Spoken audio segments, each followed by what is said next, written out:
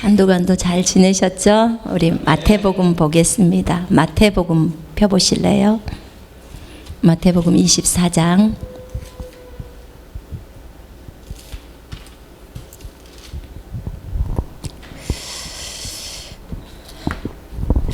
우리들은 신부들입니다. 자, 마태복음 24장 29절부터 31절까지 우리 함께 읽겠습니다.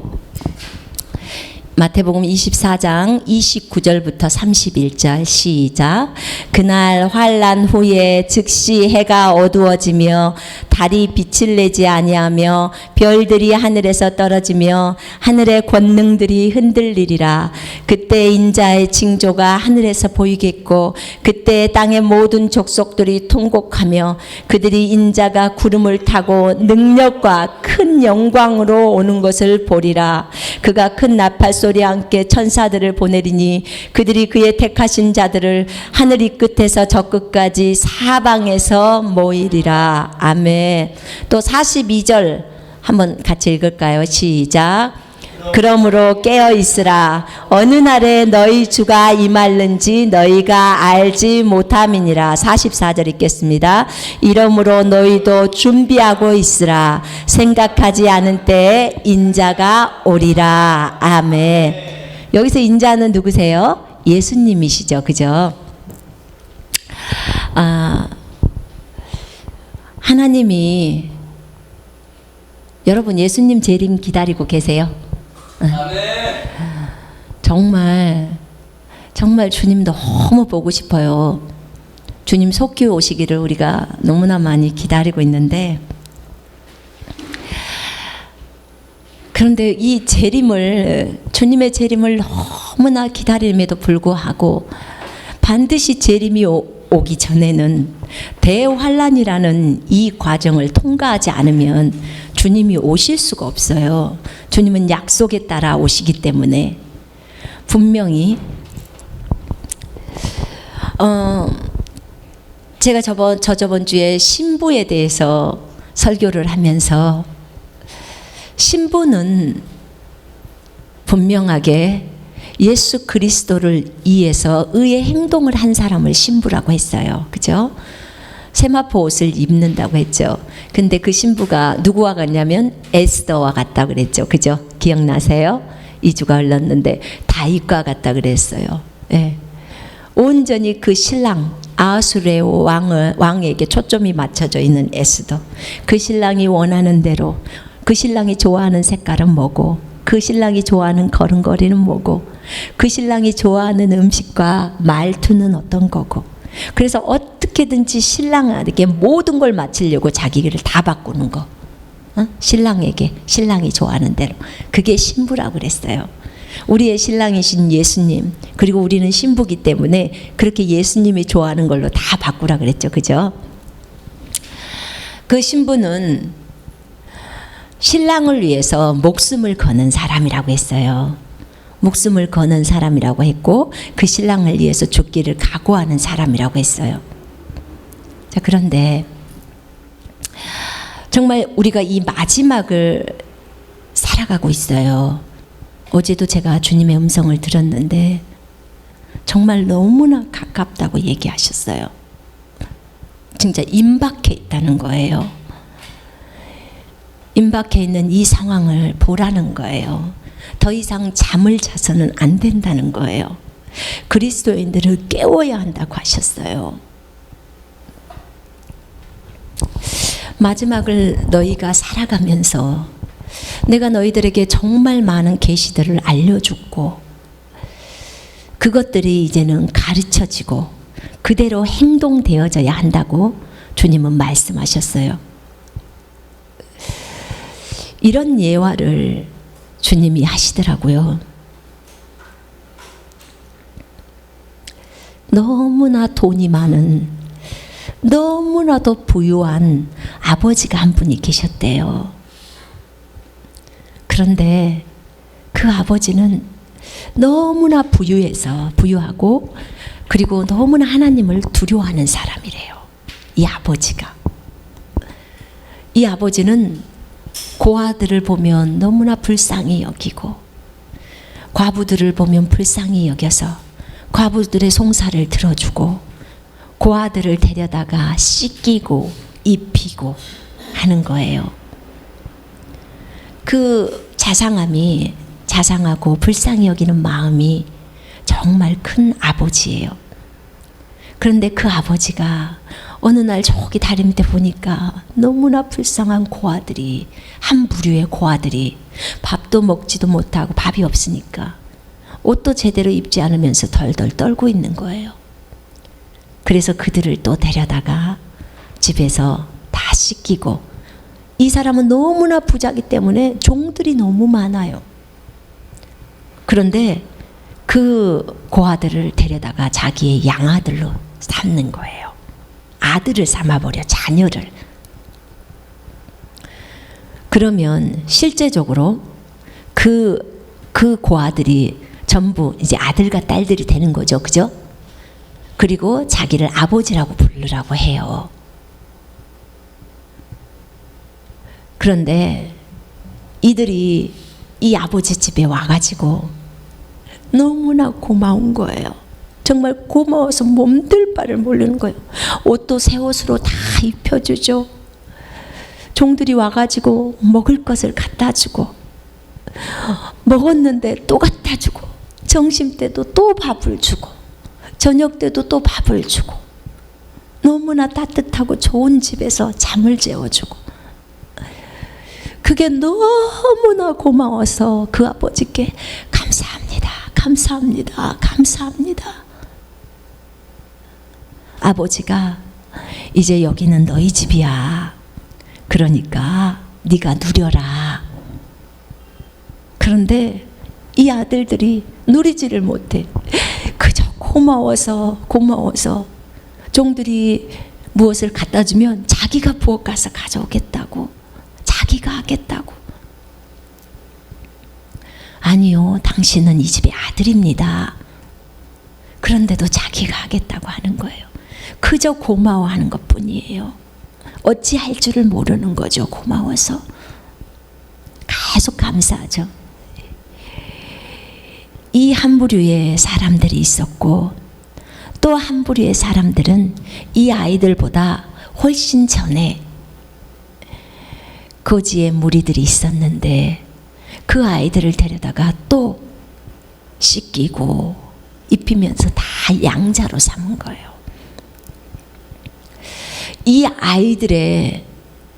아이들은 이제 한참 됐기 때문에, 이 아버지 집에서 한참 됐기 때문에 이제 아버지를 더 익숙하게 알아요. 이 사람보다, 이 아까 첫 번째 막 들어온 그 고아들보다.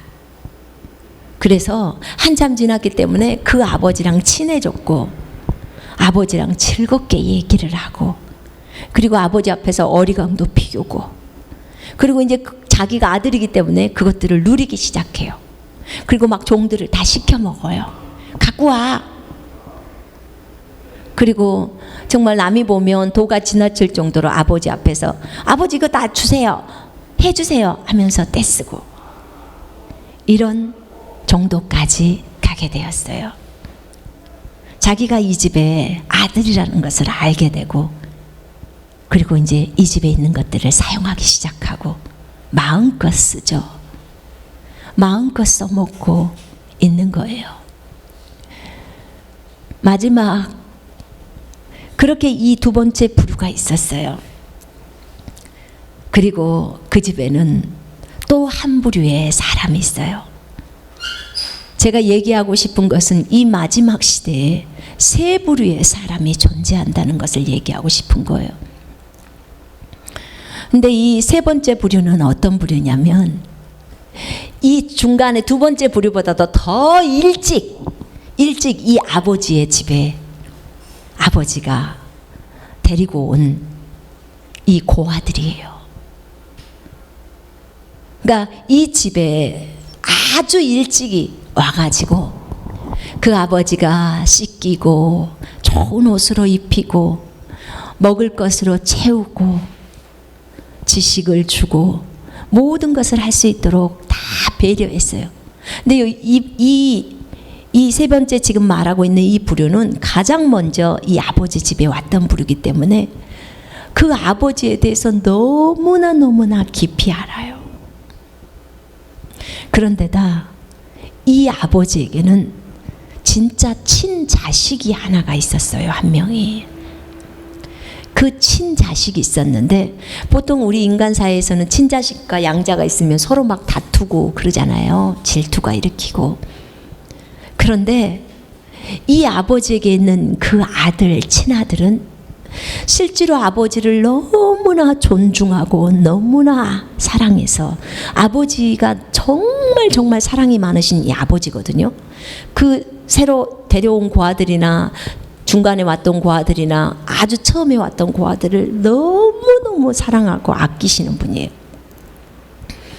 근데 이 아버지에게 한 아들이 있는데 그 아들은 정말 아버지를 사랑해서 그리고 아버지의 그 사랑을 알아서 자신을 온전히 순종해요. 아버지가 시킨 일을. 그 모습을 보면서 이 처음에 이 아버지 집에 처음 들어왔던 그 거지 무리들 있잖아요. 이들은 너무 오래되었기 때문에 아버지에서 완전히 알아버리는 거예요. 아버지의 마음이 어떤지. 자기가 이 집의 아들이고 상속권이 있다는 것도 다 알아요. 그리고 자기가 말만 하면 종들이 다 그대로 해준다는 것도 다 알아요. 그런데 아버지를 너무나 알아버렸기 때문에 그 아버지는 자기를 위해서 절대 돈을 쓰시는 분이 아니셨어요. 자기 자신을 위해서 투자하는 게 아니라 고아들, 불쌍한 사람들을 위해서 자기의 돈과 자신의 권력들을 쓰신 분이었어요. 그랬기 때문에 이 아들도 이 처음에 들어왔던 무리들의 그 고아들도 그 아버지의 마음을 알고 자신이 너무나 많은 돈을 가지고 있고 많은 권력을 가지고 있다고 해도 자기를 위해서 쓰지 않아요. 오로지 그 아버지의 뜻을 이루고자 정말 다른 많은 고아들을 위해서 그것들을 사용하는 거예요. 여기서 주님은 그 아버지가 하나님 아버지라고 말씀하셨어요. 그리고 진짜 자기의 친아들은 예수 그리스도라고 하셨고요. 그리고 고아들은 우리들이라고 하는 거예요. 우리가 어느 누구도 우리를 받아줄 수 없을 때 그 아버지가 저 다리 밑에 있는 고아들을 데려다가 죄악 가운데서 우리가 어디로 갈 줄 몰라요. 갈팡질팡이에요. 그 죄악 가운데 있는 우리들을 데려다가 씻기시고 입히시면서 아버지 집으로 우리를 인도하셨어요. 그래서 아버지의 은혜 가운데서 모든 것을 누리면서 살 수 있도록 하셨다는 거예요. 정말 우리가 이것을 생각해 보면 얼마나 그 은혜가 큰지. 그 아들이 그 아버지를 위해서 기꺼이 아버지의 뜻을 준행하는 십자가에서 죽음에까지 자신을 드리는 그 예수 그리스도의 희생, 그것을 이 가장 먼저 왔던 아들들은 다 알고 그것을 따라가는 거예요. 주님이 그랬어요. 그 아버지가 방금 데려온 그 아들들, 고아들을 자신의 아들로 삼았던 이 아들들은 너희가 막 거듭난 그리스도인이라고 생각하면 된단다. 막 거듭난 그리스도인들, 예수 믿은 사람들. 그리고 이제 아버지 앞에 어리광 부리면서 자신의 권리들을 알아가고 자신이 그 집의 양자이고 특권인 것을 알아서 이제 막 종들도 부려보고 사용하고 때도 써보고 자기 뜻대로 먹을 거 다 달라고도 해보고 그렇게 가고 있는 부류가 이제 그리스도 안에서 계속 성장해 가고 있는 부류라는 거예요. 그리고 마지막에 설명했던 너무나 오래된 이 집에 온 지 가장 오래된 그 부류들은 그리스도인들 중에서도 철이 든 부류래요. 철. 제가요 중학교 2학년 때 철이 들었어요. 중학교 2학년 전까지는 우리 아버지나 우리 어머니를 보면서 불쌍하다는 생각을 솔직히 못했어요. 엄마가 부엌에서 설거지해라 뭐 해라 하면은 하는 거예요. 집에 할 사람이 없으니까. 그런데 중학교 2학년 때 학교를 갔다 오는데요. 갔다 와서 집에를 딱 들어와서 뒷곁을 딱 보는데 그냥 내 안에서 그냥 코가 찡긋해지면서 그렇게 엄마나 아빠가 불쌍한 거예요. 너무나 우리를 위해서 수고한다는 그 생각이 굉장히 심령 깊숙이 내 깊숙이 파고드는 거예요. 중학교 2학년 때. 그래서 나도 모르게 눈물이 핑 돌면서 부모님들이 너무 고마운 거예요. 너무 고맙다는 생각이 들어서 제가 그 솥을요 가방 내려놓고 막 솥을 닦았어요. 우리 엄마 밥하기 편할 수 있도록 하려고. 그리고 제가 막 이불을 갖다가 막 빨았어요. 엄마 힘들까 봐.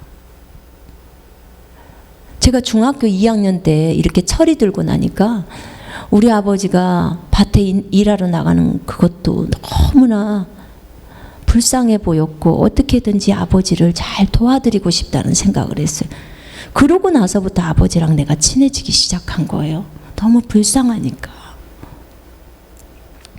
근데 내가 철들기 전까지는 부모가 시키는 일을 하지만 그건 진짜 내 마음에서 자원함으로 우러나와서 하는 게 아니에요. 사랑으로 하는 게 아니었어요. 그런데 내가 철이 들고 나니까 정말 내 마음 안에서 너무나 자원하는 심정으로 집안일을 해지는 거예요. 근데 이 집에 왔던 이 가장 오래된 이 고아들이 그 아버지 집에 와서 양자가 됐잖아요. 아들들이 됐잖아요. 그 아들들이 됐는데 이 아들들은 이미 철이 들었어요. 철이 들어서 그 아버지의 심정을 다 알아. 그러니까 자원함으로 그 아버지가 원하시는 일을 하는 거예요. 조금도 왼편이나 오른편으로 치우치질 않아요. 이 예화를 주님이 어젯밤에 말씀하셨어요. 네. 하나님은 이것을 통해서 균형 잡힌 그리스도인이 앞으로 나아갈 방향에 대해서도 말씀하셨고 마지막 시대에 남을 그리스도인들에 대해서 얘기를 하신 거예요. 제가 1996년도에 우리 주님을 만나서 성령 침례를 받고 나서 그때부터 십자가의 길을 가기 시작했어요. 십자가라는 말은 무슨 말이냐면 내가 하고 싶은 것을 예수님 때문에 하지 않는 거예요.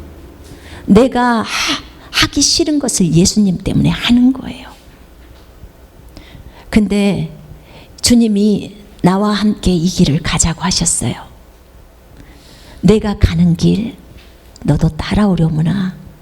주님, 저 진짜 주님 알고 싶어요. 주님 따라가고 싶어요. 어떻게 해야 돼요?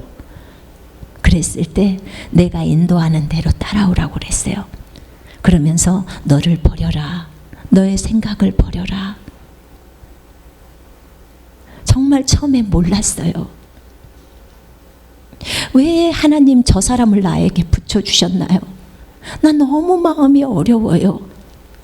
내가 그를 통해서 너의 모난 부분을 다 깎으려고 그래. 나를 더 닮게 만들려고 그래. 정말 내가 이해할 수 없는 일들이 많이 내 주변에서 일어났어요. 그런데 하나님은 나를 그 믿음의 좁은 길로 인도하셨어요. 그래서 계속적으로 나를 버리고 왜냐하면 내가 주님과 함께 십자가에 죽었기 때문에 내가 예수를 믿을 때 주님과 함께 십자가에 죽었기 때문에 계속 내가 죽은 십자가를 쳐다보면서 손선미 죽었지, 정말 죽었어. 그리고 나를 또 내리고 내 생각을 내리고, 성경과 생각이 다르면 내 생각을 전부 내리는 거예요. 성경과 내가 다른 감정이라면 내 감정을 내리는 거예요. 기뻐해라 그러면 내 이 불편한 마음을 내리고 기쁨을 선택해서 가는 거예요. 이게 나를 버리면서 가는 십자가의 훈련이었어요. 그것을 중국에까지 가서 했어요. 2008년도까지 한 거죠. 한 12년을 십자가 훈련을 받았어요. 그때 십자가 훈련을 받을 때 내 안에서 어떠한 상황 속에서도 주님을 부인하지 않고 내가 주님을 위해서 내 생명을 드리겠나이다 하면서 갔어요. 96년도에 제가 그랬어요. 주님, 제가 선교지에 가서 다리가 잘라 죽든 모가지가 잘라 죽든 제가 주님을 위해서 기꺼이 죽기를 작정합니다. 나 죽으면 천국이라 주님 너무 보고 싶고, 자살하면 지옥 가니까 자살할 수는 없고, 나 주님을 위해서 생명을 내려놓을 테니까 제발 나 순교 좀 할 수 있게 해주십시오. 너무 주님의 십자가를 배우다 보니까 그 주님의 사랑이 더 깊어질 수밖에 없었어요. 나를 내리면서 나를 깎으시면서 나를 주님과 더 닮게 만드는 그 주님의 사랑이 생각하면 생각할수록 너무나 커요. 제가 주님께 그때 저 찬송을 중국에서 많이 불렀는데, 하나님, 저에게 영원히 주님의 눈물이 떠나지 않게 해주세요. 내가 영원히 십자가의 길을 가게 해주세요. 내가 기꺼이 나를 버리고 주님이 가라고 할 그때까지 갈게요. 그러면서 가다가 제가 2008년도가 되어서 이 새 피조물이라는 이 계시를 알게 되었어요. 믿음의 말씀을 알게 되었죠. 이것은 무슨 말이냐면, 내가 십자가의 길을 가면서 나를 다 내렸을 때 성령의 열매라는 예수님의 성품이 드러나는 이 성품 훈련을 지금까지 주님이 하신 거예요. 그런데 그 방면에 이 하나의 날개다, 비행기는 두 날개가 있잖아요. 이 하나의 날개가 십자가를 지고 가는 훈련이에요. 우리 주님은 십자가가 있어야 부활이 있다고 말씀하세요. 십자가를 거치지 않는 부활은 있을 수가 없어요. 그래서 이 십자가를 배우게 된 거예요. 이제 이 십자가가 별로 그렇게 어렵지가 않았어요. 왜냐하면 그게 습관이 돼 있으니까, 나를 내리는 것이. 그런데 이것을 배우다가 이제 하나님이 2008년도부터 권세와 능력을 가르치기 시작하시는 거예요. 이 권세와 능력은 실제적으로 내가 공격용 무기를 가지고 사탄하고 대적과 싸울 수 있는 거예요. 그래서 하나님께서 이것을 가르치기 시작하셨어요. 주님이 저에게 얘기하신 것은, 이쪽에는 십자가가 있고 이 권세는요, 예수의 부활의 생명이에요. 예수의 부활의 생명인데 이 생명 안에 권세가 다 들어있는 거예요. 그런데 이 권세를 가지고 지금 십자가가 한쪽 왼쪽 날개면, 비행기의 왼쪽 날개면, 이 주님의 생명으로 받은 이 권세, 하나님의 생명, 부활 생명 속에 있는 이 권세는 비행기의 오른쪽 날개라고 하시는 거예요. 그래서 이 두 가지가 그리스도인의 핵심인 거예요. 실제 삶 속에서 핵심이고, 우리가 천국 가는 그날까지 이 땅에서 삶을 살 때, 영적 전쟁을 하면서 살아갈 때 이 두 가지가 반드시 하나님이 훈련하는 단계라고 얘기하셨어요.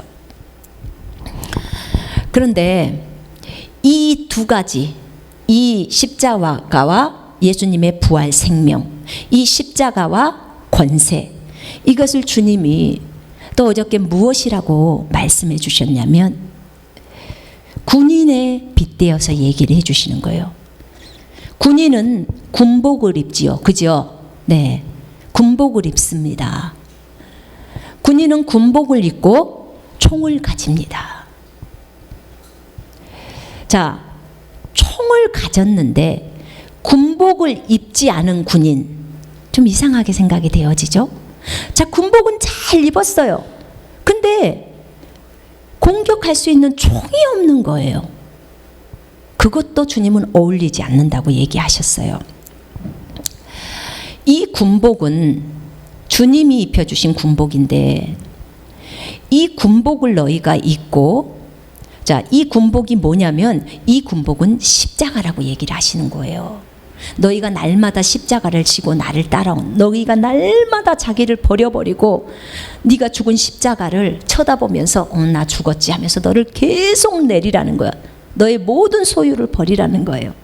너의 모든 생각들, 성경과 다른 것들 다 버리라고 하는 거예요. 이게 이렇게 하는 것이 군복을 입는 거래요. 군복. 이 군복을 입는 사람은 어떤 사람이냐? 이 군복을 입은 사람은 주님을 따라 십자가의 길을 가는 사람인데, 이 사람은요, 대환란이 되더라도 절대로 예수를 부인하지 않는데요. 십자가의 길을 가는 사람, 그 십자가를 배우면서 자기 일을 버리면서 가는 사람은요, 절대로 주님을 부인하지 않는데요. 자기 앞에 칼이 들어와도, 자기 앞에 총이 들어와도 예수를 부인하지 않는데요. 그래서 이 십자가를 배우면서 가는 사람은 대환란 때 죽기를 각오하는 사람이라는 거예요.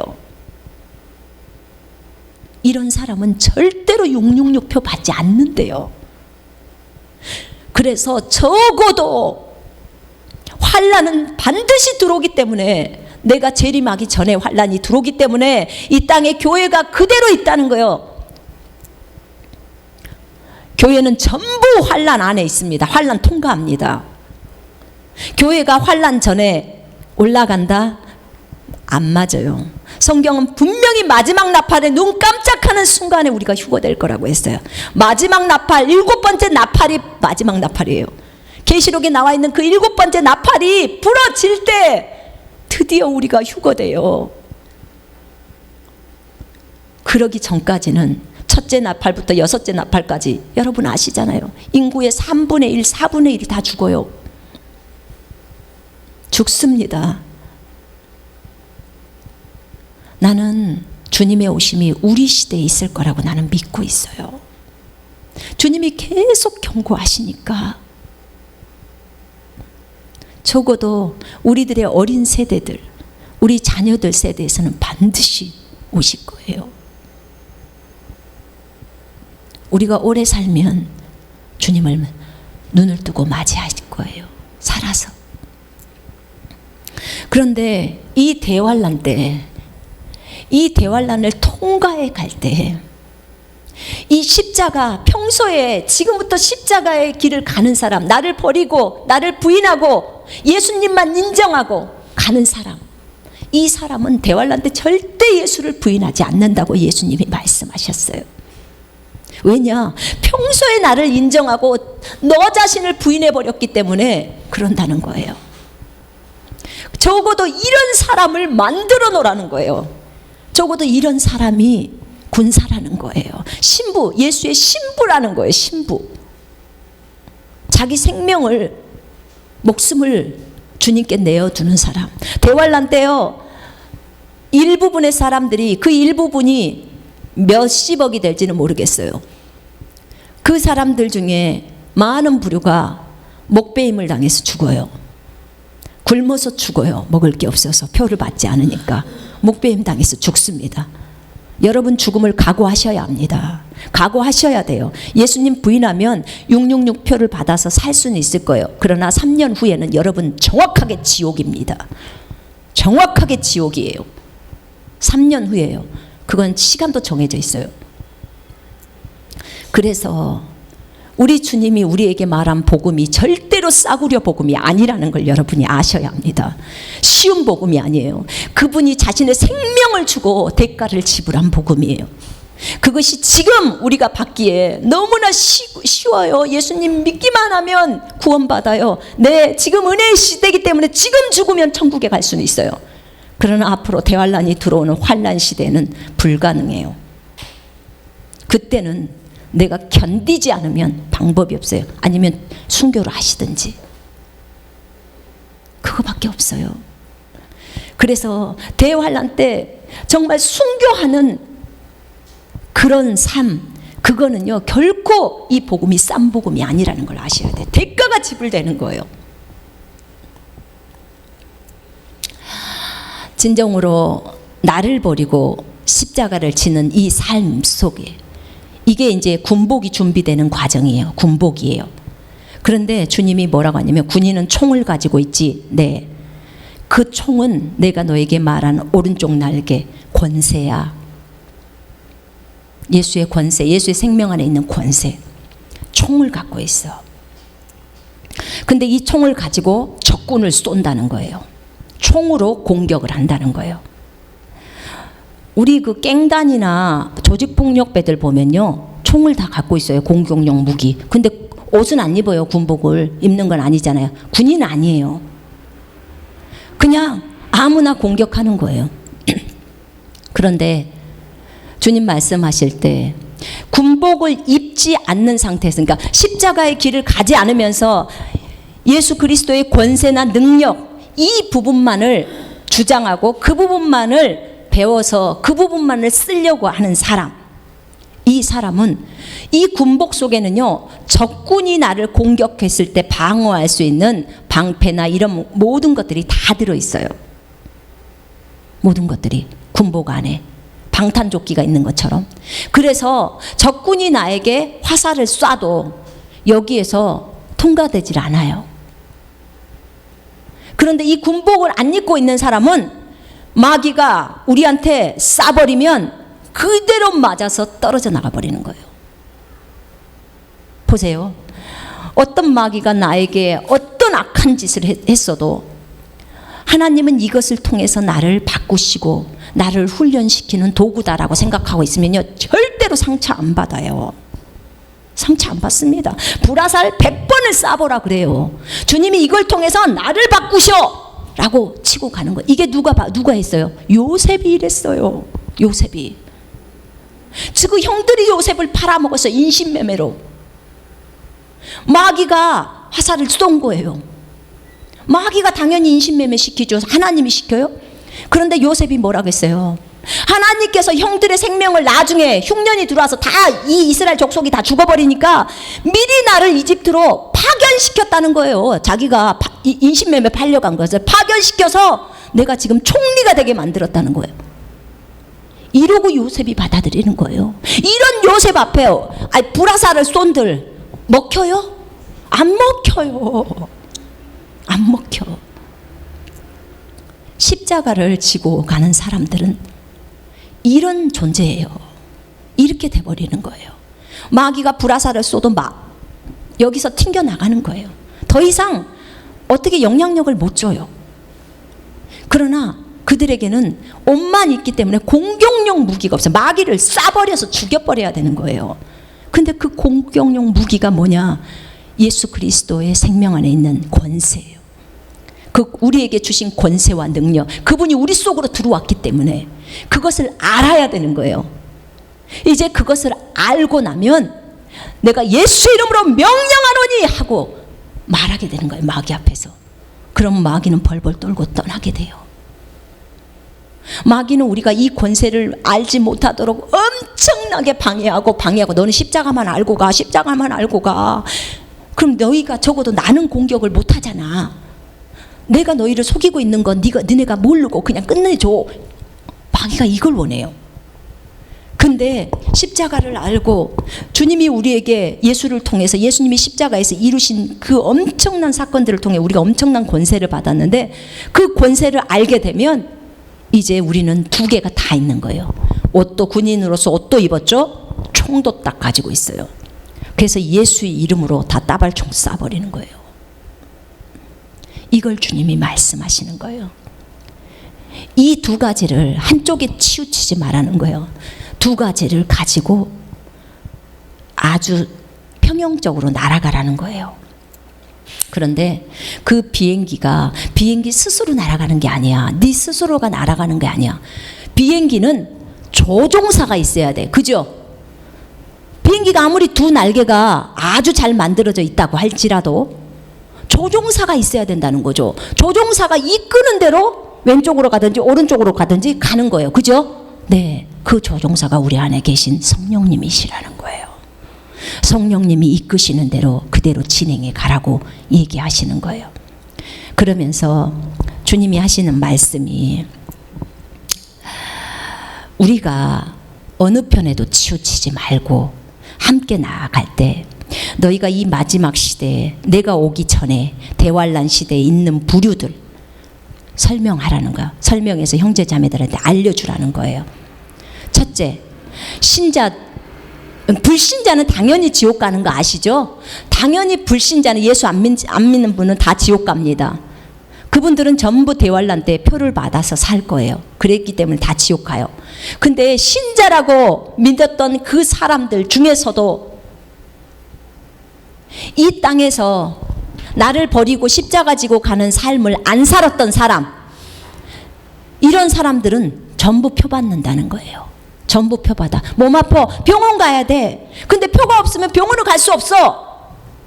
우리 같으면 어떻게 돼요? 예수 이름으로 건강하게라고 대적하죠. 건강하라고 명령하죠. 그러니까 건강을 얻어요. 이렇게 삶을 살다 보니까 대환란에 들어와도 똑같아요. 병원 안 가고 예수 이름으로 하는 거예요. 근데 이 어린 신자는, 이 사람이 오래전에 예수를 믿었건 지금 믿었건 간에 자기가 이 땅에서 그렇게 자기를 버리면서 예수를 의지하면서 사는 삶을 안 살았던 사람은 전부 표받는다는 거예요. 이 사람은 100% 지옥이라는 거예요. 3년 반 후에는. 너무너무 안타까워요. 예수 믿고 있다가. 자, 두 번째 부류. 두 번째 부류는 이 땅에서 아까 말했던 신부를 얘기하는 거예요. 자기네들이 절대로 주님을 부인하지 않으면서 이제 가는 부류죠. 나는 죽어도 주님은 부인 못해. 왜냐, 부인해버리면 나는 지옥이니까 아예 그냥 죽어버릴래. 이 상태인 사람, 이 사람들이 많이 또 순교를 당할 거예요. 이 부류가 두 번째 부류라는 거예요. 하나님 아주 기뻐하신대요. 근데 적어도 이 부류까지는 만들어 놔야 된다는 거죠. 그래야 한번 죽을 때 몇 초 동안 고통이지 바로 천국이니까. 그런데 세 번째 부류를 얘기하시는 거예요. 이 세 번째 부류는, 세 번째 부류가 있대요. 이 부류는 죽기를 작정하고 십자가의 길을 가는 사람이고, 이미 예수님의 권세, 예수님이 우리에게 주신 그 권세를 전부 알고 비행기의 두 날개를 다 갖고 있는 사람이라는 거예요. 그래서 자기가 예수 이름으로 명령하면 모든 것들이 다 자기에게 아까 그 아들들처럼 다 온다는 것을 다 알고 있다는 거예요. 종들이 다 해준다는 걸 알고 있다는 거예요. 그런데 이 세 번째 부류는 그 가장 오래된 그 아들들처럼 그 아버지의 마음을 알기 때문에 자기가 원하는 대로, 자기 뜻대로, 자기 생각대로 돈을 함부로 쓰지 않고 권세를 함부로 쓰지 않는다는 거예요. 오직 다른 사람을 살리고 도울 때만 그 예수의 이름의 권세를 사용한다는 거예요. 그런 부류가 세 번째 부류라는 거예요. 근데 이 세 번째 부류에게 주님은 요구하신다는 거예요. 이 세 번째 부류는 너무나 주님을 사랑하기 때문에 순교해서 일찍 죽고 싶어하는 부류인데, 기꺼이 죽으려고 막 하는 그런 부류인데, 주님이 안 돼, 안 돼, 죽지 마. 너는 사명이 아직 안 끝났어. 이 땅에서 저 불쌍하고 죽어가는 사람들 살려야 돼. 그래서 저들에게 먹을 것을 만들어주고 안수해서 치유시켜주고 이 사역을 해야 돼 라고 얘기하는 거예요. 이 부류가 세 번째 부류라는 거예요. 근데 이 부류는 조금도 사탄의 앞에서 요동하지 않는다는 거예요. 그리고 사탄이 너무나 두려워하는 부류라는 거예요. 왜냐하면 이미 권세를 다 알아버리기 때문에, 자기가 사탄보다 더 높은 위치라는 걸 알아버리기 때문에, 그리고 자기 자신을 위해서 권세를 사용하지 않는 부류예요.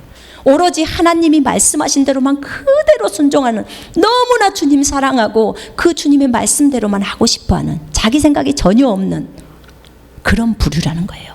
이 부류가 대환란에 존재할 거라는 거예요.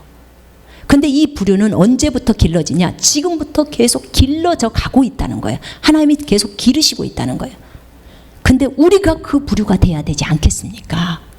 여러분, 우리가 그런 부류가 된다면, 우리 중에 어떤 한 사람만이라도 그런 사람이 있다면 그 사람 주변에 있는 사람은 살아남을 수 있어요. 정말 이건 너무너무 중요해요. 정말. 그래서 주님 하시는 말씀이 균형을 잡아라.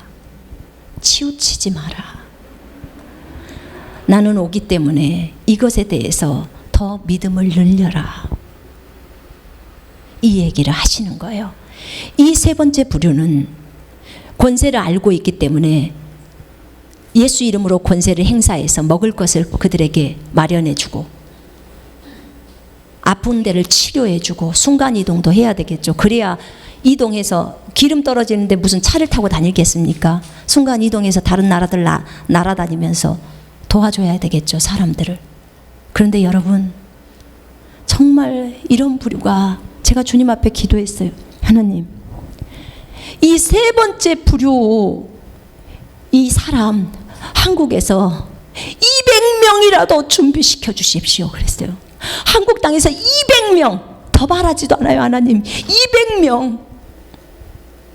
200명만 준비시켜 주십시오. 그럼 우리 한국에 있는 사람들 적어도 좀 많이 도움이 되지 않을까요? 그렇게 해서 3년 반만 견딘다면 우리 주님 오실 때 천년왕국으로 유입되지 않겠습니까? 휴거되지 않습니까, 주님? 분명히 대환란 때 살아남을 사람이 있어요. 그러니까 휴거되는 거예요.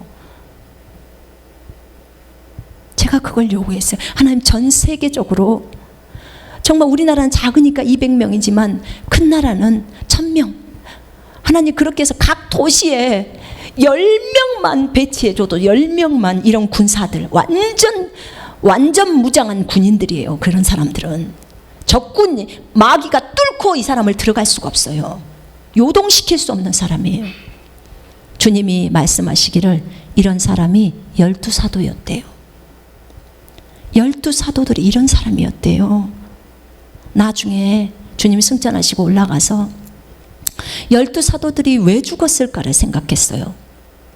여러분, 우리에게는요, 우리가 생명 내놓지 않으면 생명 못 죽어요. 이게 권세를 아는 사람들이에요. 성경이 그렇게 나와 있어요. 근데 어떻게 12제자들 다 죽었을까? 왜 생명을 내놨을까? 주님의 말씀이 그들이 나를 너무너무 사랑했다는 거예요. 그래서 정말 오고 싶어 했는데 내가 일을 시키느라고 못 왔다는 거예요. 그러다가 나중에 주님이 오라갈 때 아주 기쁘게 다 순교하고 가는데, 사도 요한은 야, 오려고 하는데 오지 마. 너 잠깐 있어. 너 계시록 써야 돼. 반모성 가야 되는 거예요.